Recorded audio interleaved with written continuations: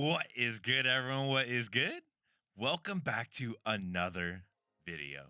Today, we're hopping back into the Go Battle League arena, and this time we are making our return to the Great League Remix Cup to feature the Pokemon Golbat, Shadow Golbat, that is. And we're doing so with Shadow Golbat on the lead. Now, Shadow Golbat has insane play into this limited meta, especially because Pokemon that are harder checks to Shadow Golbat, like Swampert, like Bastiodon, like Noctowl, like Lanturn, are all excluded from this limited meta, meaning that the Shadow Golbat can reign supreme in the skies, which we will see in the video today. And we're actually running a team that was recommended to me by a friend of the community during one of our live streams. We have Shadow Golbat, Dugong on the safe swap, and our Charmer, Wigglytuff, as our closer, hoping to see some of those fighters on the back end. But this is going to be a Shadow Golbat showcase, and as you'll see, it hits like an absolute truck. You're debuffing things with your Poison Fangs, and you can also deal heavy damage with Shadow Ball. Would I recommend this team to you? It worked for me, as you'll see in the video. It doesn't have the best team synergy, because we do have a lot of shared weaknesses. So we are weak to Unova Stunfisk through our Golbat as well as our Dugong. We're also not great against Ferrothorn, specifically with its steel typing and grass type moves. And we're also not great against some of those pseudo fighters, so Double as well as Vigoroth. But with debuffs, anything is possible. So without further ado, let's go ahead and hop straight into some battles. As we will be jumping into the first one, we have our Shadow Golbat, a horrendous lead against the opponent's Steelix. Steelix doing massive neutral damage here with its fast move of Dragon Tail. It also outpaces us to the first charge move. They're going to be throwing Psychic Fangs. We will see later in the video how much a Psychic Fangs will do to a Shadow Golbat. We can survive, but they will be able to easily farm us down from that point, as we're going to chip the opponent down with a Shadow Ball before pivoting out into our Dugong. Opponent will be returning the sentiment, debuffing our Dugong before pivoting out into their Halucha. And this is my very first time battling against this regional Pokemon. Flying, fighting, typing, such unique typing. I know off top, Galarian Zapdos also has the same typing, but it's so unique as Flying Press, bang, one-shots our Dugong despite the Icy Wind debuff. We're going to be bringing in our Golbat here. We're okay with expending one shield here to get the full farm down onto the opponent, which we will be blocking the Aerial Ace. We get the full farm down as the opponent very nearly at another charge move there. We're going to hope that this Poison Fang is enough to KO the opponent's tanky Steelix, but no, it is not. They survive on a handful of HP, pivoting out into their Jumpluff as we do swap into our Wigglytuff. This is going to be quite a tricky matchup, as we will be threatening super effective damage, 4 times super effective damage with our Ice Beams. I do opt to throw the Disarming Voice here. Not sure if I'm going to get to the Ice Beam, but you do see we would have been able to get to it, but it was extremely close. Doesn't really matter, because we are able to successfully grab the opponent's final shield. We can hopefully KO them with this Poison Fang. It will be dealing super effective damage onto the opponent given their grass typing, but it's not able to KO. Does the Steelix have a move? Doesn't really matter, because we would be winning CMP tie regardless, as Poison Fang able to KO the opponent's Steelix as Golbat calls game. Well played by the opponent. Thank you for the match. Shadow Golbat too strong, navigating in and out, debuffing things, saving that energy for the back end. As we do hop into the next one, we have another miserable lead. Mudboy on the lead against our Shadow Golbat. And if you did notice, it was a simultaneous swap here. So the opponent did win the lead there, but they were content with swapping out of it. So what does that say to us? I'm not really sure. They're trying to draw out a counter to their ghost type Pokemon. They are successful in drawing out our Dugong, and they debuff us with a Mystical Fire. Mystical Fire going to be debuffing our attack by 2 stages, which will allow us to continue building up energy and have very near 2 drill runs or 2 charge moves to throw at the opponent as they do pivot back in. We're opting to throw 1 drill run. Citing for the damage may have been a bit of a misplay. I'm not entirely sure. We went for the additional damage as opposed to the debuff, as the opponent will be debuffing us before swapping out into their Whiscash. This is looking really tough for us. I'm thinking, what is our win condition here? Where does our Golbat fit into this matchup? As our Wigglytuff is able to reach this disarming voice, it will be dealing a decent amount of damage onto the opponent, and we are successful in grabbing their first shield.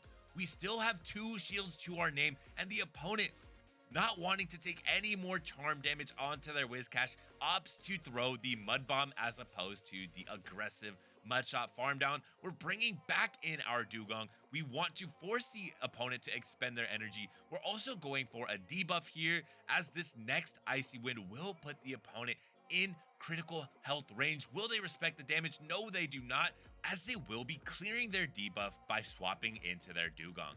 We're staying in here with our Dugong. They cannot farm us all the way down, especially now that they are debuffed in their attack from our Icy Wind, but this is looking like a tough endgame. I'm once again thinking, how am I going to finesse this?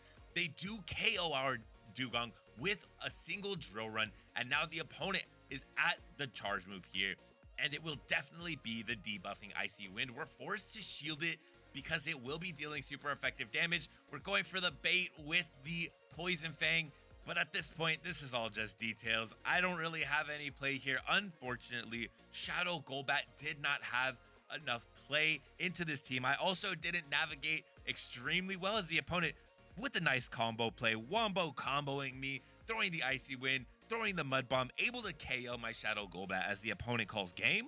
Well played by them with their double hard counters to the bat.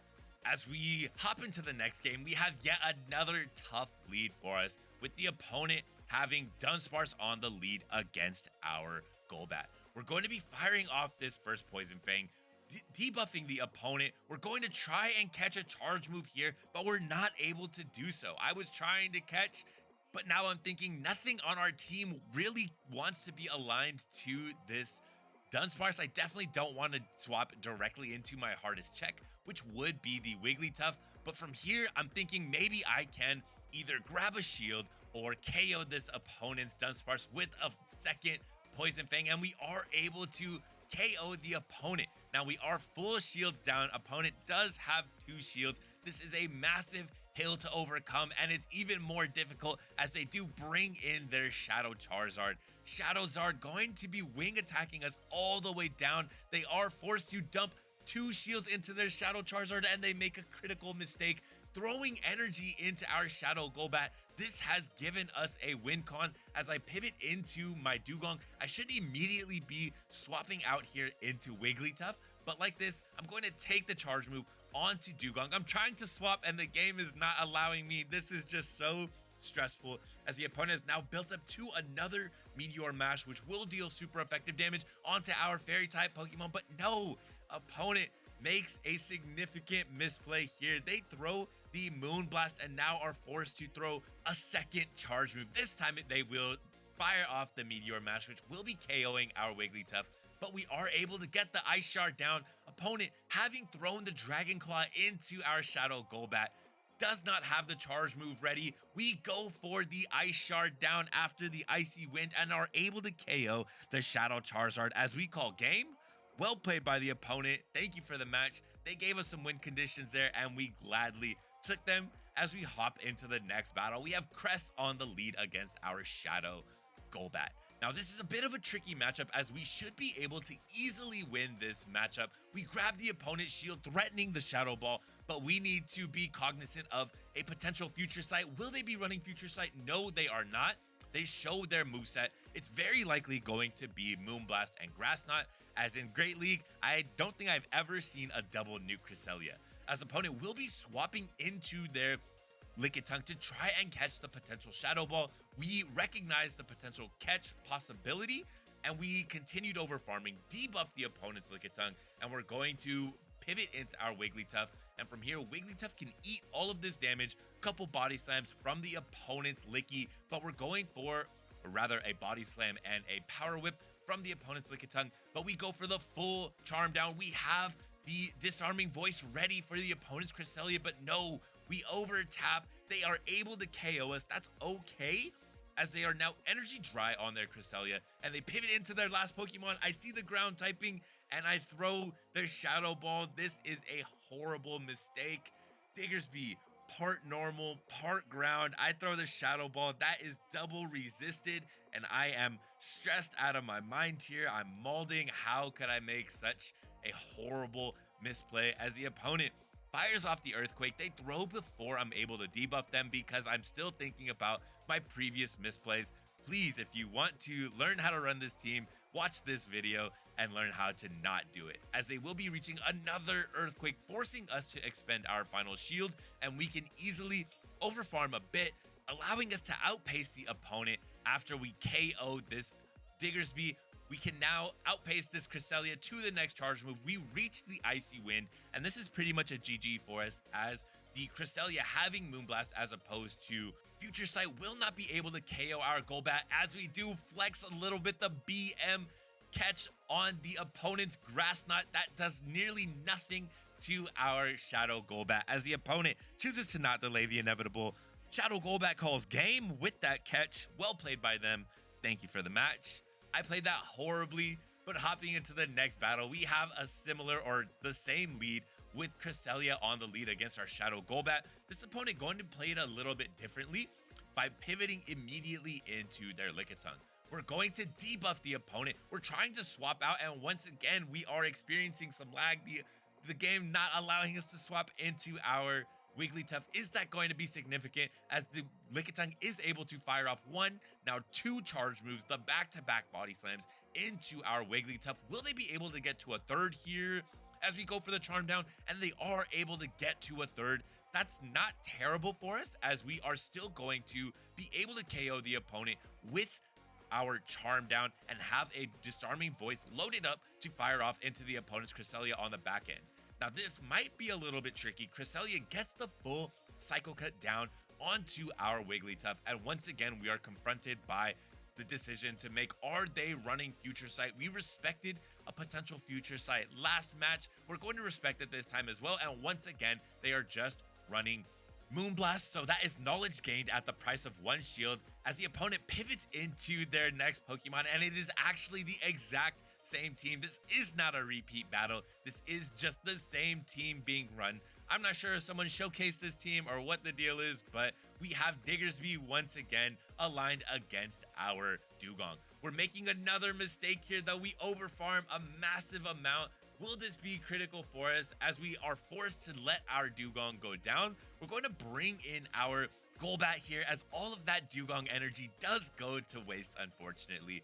Shadow Golbat able to fire off this resisted Poison Fang to the opponent, but they do respect the potential damage. They want to grab our final shield with this Fire Punch, and they are able to successfully do so. This is going to be an extremely close matchup, as the opponent pivots back into their Cresselia. We're going to debuff them, grab their final shield with this next Poison Fang, but they reach a charge move. Is it going to be the Moonblast? No, it's just the Grass Knot. Grass Knot not enough to KO us, but the next two Psycho Cuts are able to KO our Golbat, as we full sell that game. Please do not play it that way. I don't know what is going on with me today. These are difficult for me to rewatch. Hopefully you're able to learn from them. When you're running Dugong, first and foremost, when you're running Dugong, you should be debuffing the opponent at the first opportunity that you get. I was more concerned with optimal move timing here, which prevented me from throwing right when I got it, but I would definitely say throw it when you got it. Also, I know it happens, but please don't be a noob like me. Please don't throw your ghost type moves into double resisted normal type Pokemon. And the last piece of advice I would give is, despite all of these misplays, try to have as much fun as I did running this team today, or some variation of it, because Shadow Golbat is extremely strong in this limited Great League Remix meta. I fully anticipate that Shadow Golbat is going to be, if it hasn't already, will be defining the meta moving forward by the end of this rotation.